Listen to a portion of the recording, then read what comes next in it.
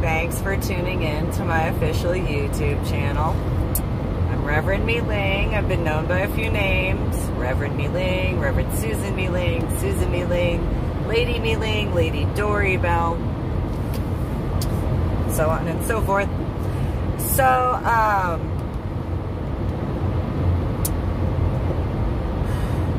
spoke with someone earlier who had said that the stuff that's going on in Seattle is not only going on in Seattle, it's also going on in Tacoma.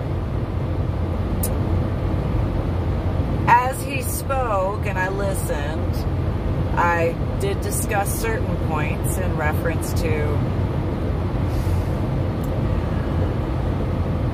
if certain aspects were going on in the state of Texas, but not just the state of Texas, throughout the United States of America, in regards to the attempts for that CHAZ, or autonomous zone thing.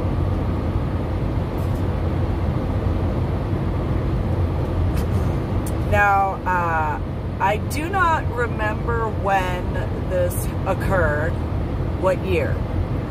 I do know that there was a situation in which the governor or mayor of a specific area had allowed the individuals who claimed to be peaceful protesters but were rioting, the either mayor or governor or somebody had allowed them to, which realistically was rioting, because of what was being done, the burning, the destruction of property, the attacks, so on and so forth. And, you know, let them, somebody had said, let them get their anger out or something like that. And it just prolonged on and on. There was more damage that needed to be, so on and so forth. I think that occurred more than one time.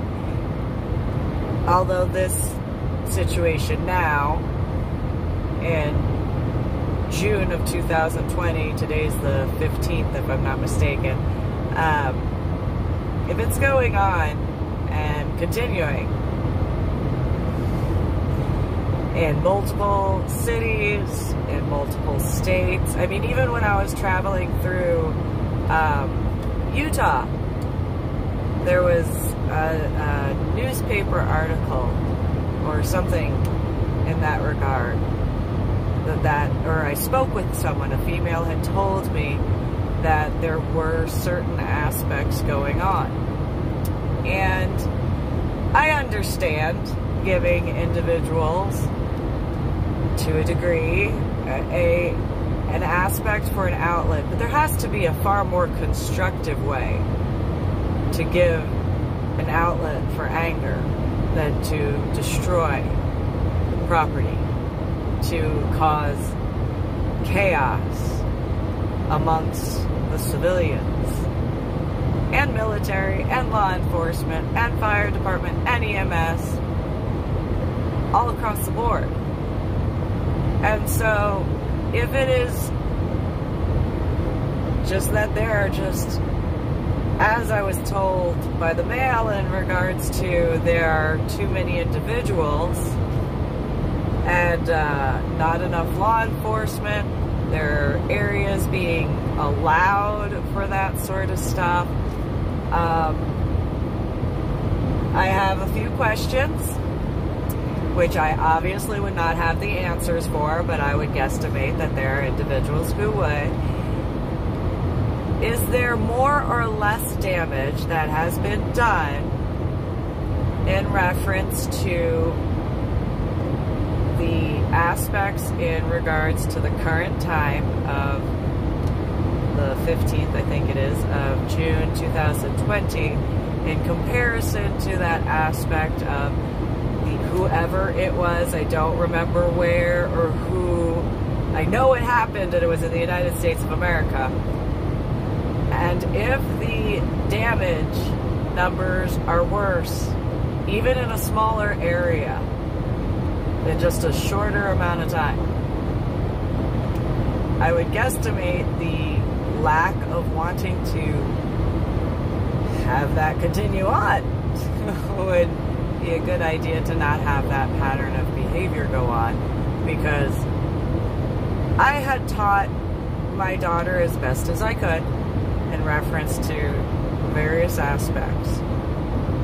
As it is known, I've discussed, I've written about, so on and so forth. In reference to, there is a massively huge difference when wanting attention, or however, in regards to good attention versus bad attention. Good attention, more positive outcomes. Bad attention means punishment. You know, whether that means you lose a toy or something, in regards to my daughter at the time, you know, or different stuff. I mean, my son had punishments as well, though his were a little bit later in other ways, and that is what it is. Nonetheless, in regards to the different things, you know, I would guesstimate it has been figured out that allowing peaceful protests is one thing.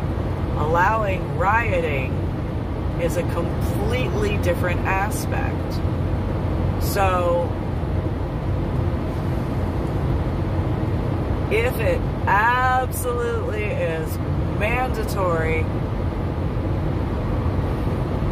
and the attempt to continue with the way in regards to what's been going on in certain news reports as far as Seattle, and then what I was told as far as in Tacoma. I mean, each state obviously has their own ways of handling things. And if the police are just outnumbered, I really prefer not having to bring it to the point of martial law.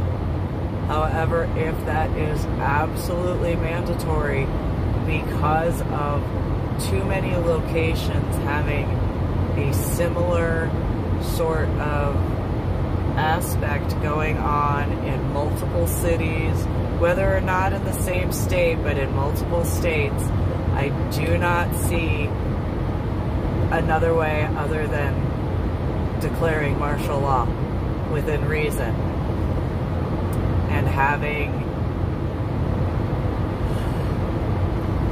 an initial setup with, you know, to prevent burning down the entire country. Realistically, there are firefighters who know what fires do, and then the chemicals that have to be used to put out fires, especially for certain types of fires, especially if it's involved with nature. And then think about it as far as like civilians who are doing this. You are breathing that in when you set fires. So if you set fire to a building that is older and has like asbestos in it, you are breathing that in.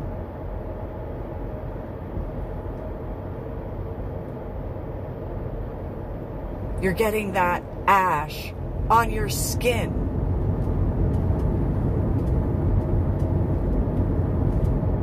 I mean, if you don't respect the locations you're at enough to not do that simply for, you know, being respectful and doing peaceful protests instead of the other stuff, then take into consideration your own health.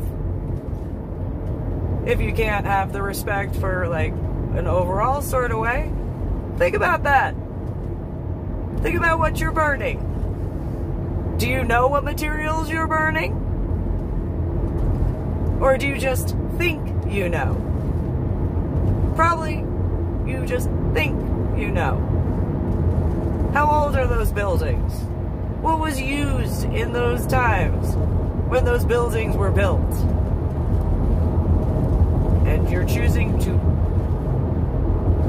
incinerate that stuff? How quickly is that stuff burning? How long are the flames going? Think about that. If you don't have the concern in reference to other companies and other people and all that, like, throughout, think about what you're burning. If you want to complain about people smoking cigarettes? You want to complain about people vaping? And you want to burn buildings that you have no idea what materials were used?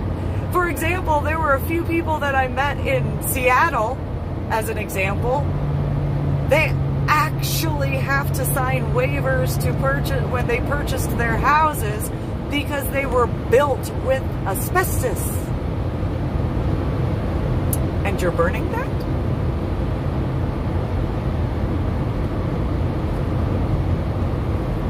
I'm just saying, I'm not the smartest person. I'm not. Obviously, I went from college algebra with trigonometry and calculus to second grade math. But just that point. And you're putting everybody in the vicinity at risk. Not just there. For those of you who are into, like, environmental stuff, what is that doing to the air quality? What is that doing to your water supply? What is that doing to your plants that are growing? This is the time of, like, what? It's almost harvesting time for vegetables and fruits? Yeah! And you're surrounding all of those plants with that? Good morning. Probably shouldn't do that. I mean, just saying, I'm obviously in the state of Texas, but I was in the state of Washington. I'm just going to throw that out there. There's probably some medical research that could let you know you don't want to breathe in asbestos, especially on fire.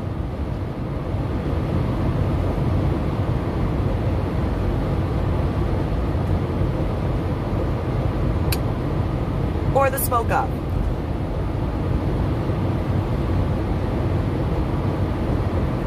But all of you who are doing that in any location that has buildings that are made with that,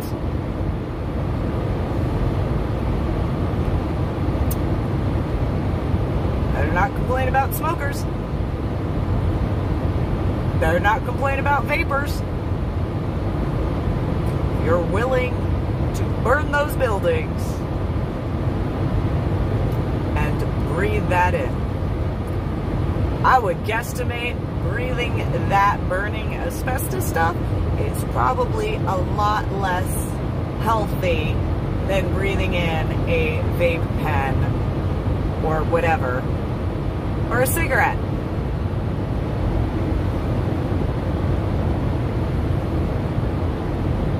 Just saying.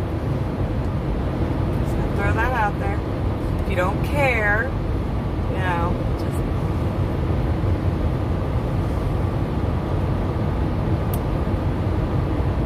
And then if there are technology pieces that are burning, you're breathing in what components? Melted? And the ash and the fumes. So, like, there are batteries in certain types of technology devices, right? Is there battery acid in batteries? And you're breathing that in along with others?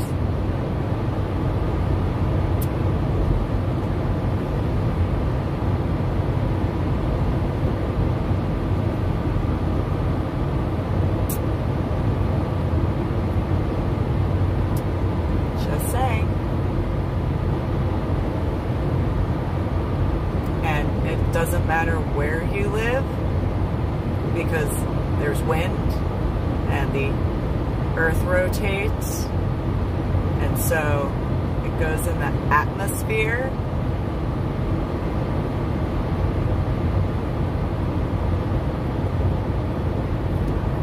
So for example, when there's been a major volcanic eruption, does the ash and the smoke stay only where that volcano is? Or does it go around the earth?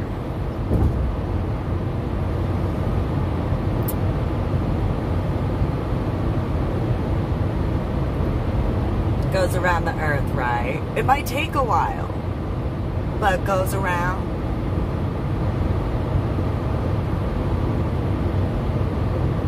Probably shouldn't burn stuff needlessly, right? And then again, your plants. So if you're into smoking MMJ, whether for medical or recreational purposes, your plants are absorbing that even if they're grown indoors, because you have an air filtration system, right?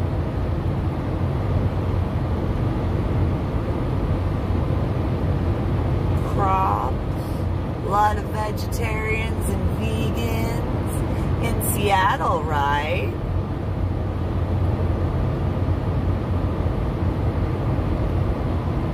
And for all of you animal lovers, I'm a carnivore, so there's that.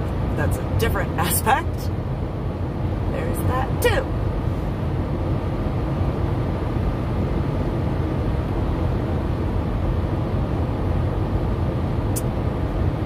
So, probably should not go and destroy stuff. Probably should use your words. Or if you're going to use actions, probably should do it in a peaceful and less destructive way. So if you want to like damage something, get a punching bag. If you can't get a punching bag, get a pillow and punch the pillow. Or if that's not enough, use hand tools and guard it instead of using machines. Guarantee you might wear yourselves out and would be doing something productive. And you'd be getting exercise. And you'd be outdoors for those of you who are into nature. And you wouldn't be contaminating your food sources with burnt asbestos. Among other stuff, not just that, there's other stuff that's all, and think about the pipes. What type of pipes are in older buildings? What type of paint was used before? And you're breathing that in when you burn it, and it's getting on your skin and in your hair, and the plants. And the water?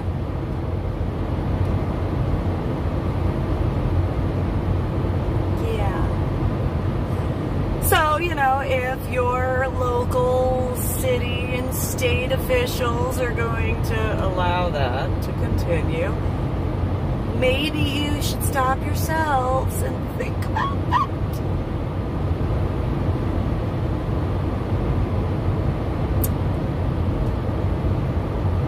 I can't eat fresh fruits or vegetables. So, that realistically is not beneficial to me to tell you not to poison your own food. That's just out of concern and common sense. Because plants are literally pores, correct?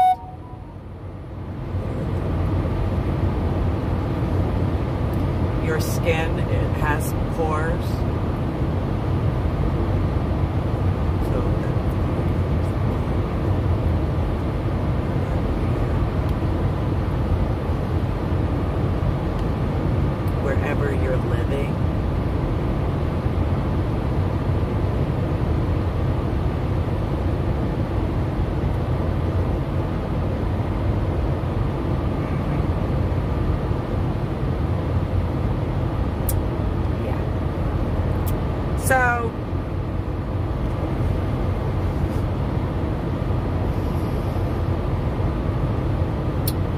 homework idea. Think of positive ways to get that energy out. For example, gardening with hand tools.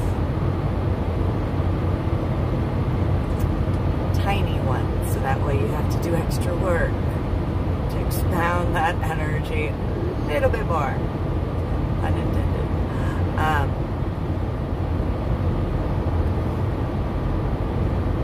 Probably should clean up those messes you've made.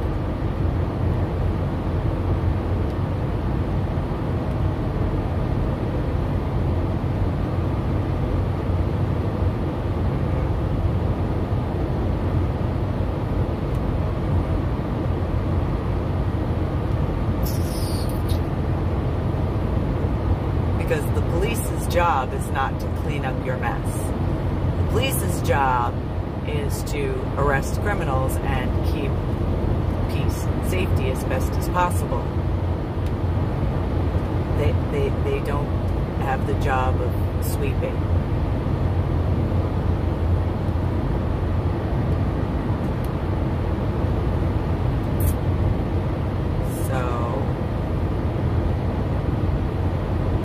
And if, you know, it's preferred that you don't pay attention to my recommendations as far as, you know, not burning asbestos and not burning lead pipes, you know, and all that. And then, you know, again, like, there has been paint that had lead in the paint.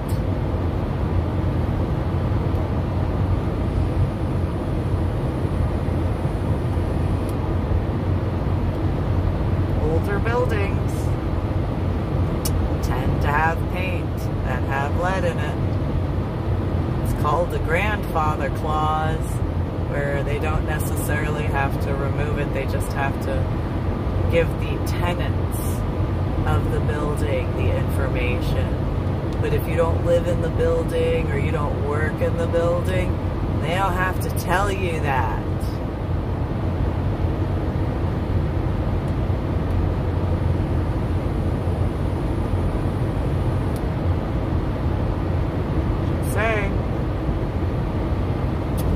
So if it's continued, then yeah, you just,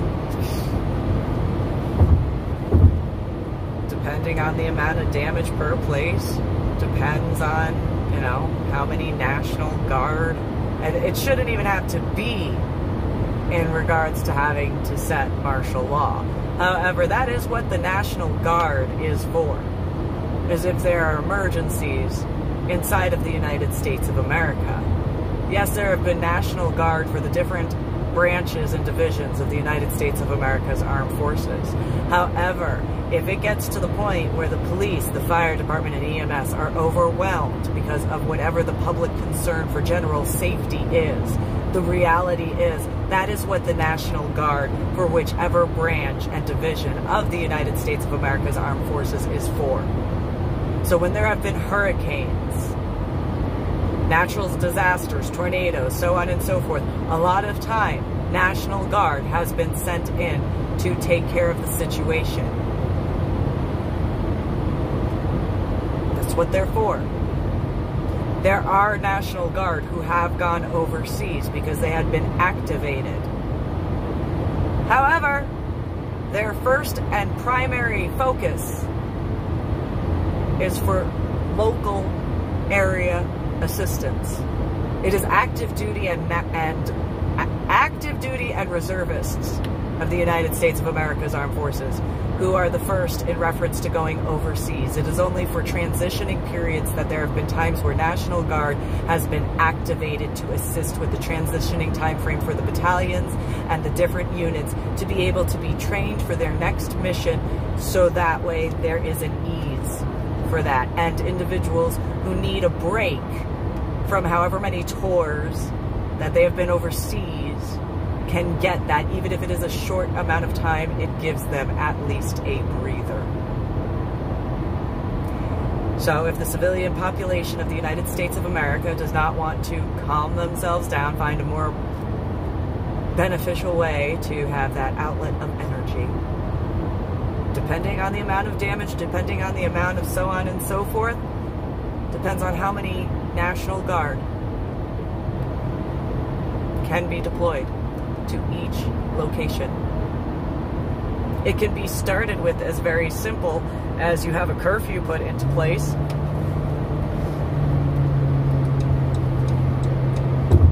That you shouldn't need a curfew if you are above the age of 18. However, if that is absolutely mandatory, if the curfew is not adhered to, then it can become martial law until the riots are under control. But understand, and very much pay attention to this, unlike police officers, if the National Guard is activated under martial law, you do not have the same recourse that you have in reference to police officers. So if you start a fight, and let's say for the individuals who have weaponry, if you start a literal fight with the National Guard, they will not shoot to wound you. They will not wrestle with you. That is not what they are trained to do. That is what the police officers are trained to do. You are looking, if you choose to go down that route, you are literally looking at where the National Guard will shoot, and they will not shoot to wound you. You are not going to be taken into a POW camp. It's not how that works. You either will adhere to the martial law rules, or if you choose to fight back, it is not the same as fighting back from a police officer. When soldiers go to the field to learn to shoot, they're not being taught just to hit the target and that's it. I mean, there are sharpshooters for a reason.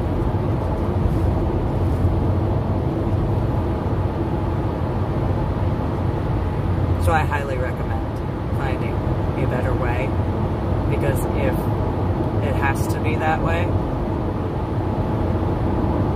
it is as simple as signing a piece of paper declaring that order.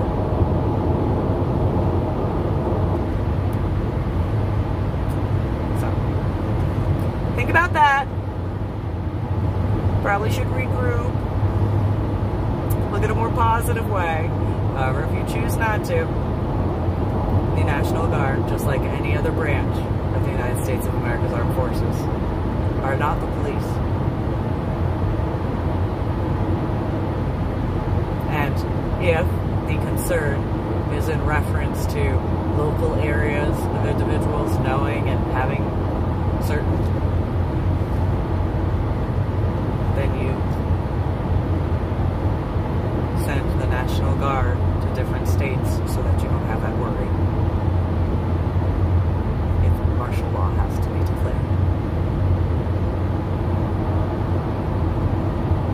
Again, I recommend peaceful protesting. I am not the one in charge, though. I'm not the one that's going to sign that paperwork. Just giving suggestions and warnings.